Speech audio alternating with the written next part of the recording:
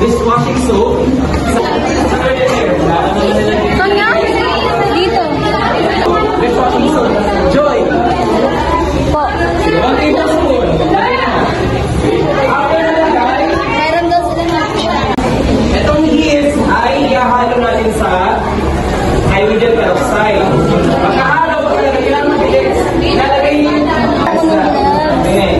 Well, that is happening. You need to make sure that you are taking This yarn?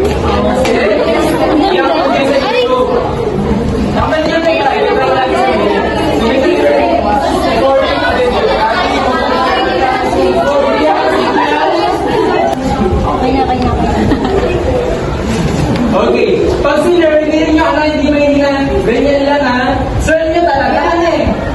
Maniwala tayo doon. Ang bilis na sa atin, ang bilis na sir, pag may nakatareaksyon na pagmagal. 2,000 years later. 3, 2, 1,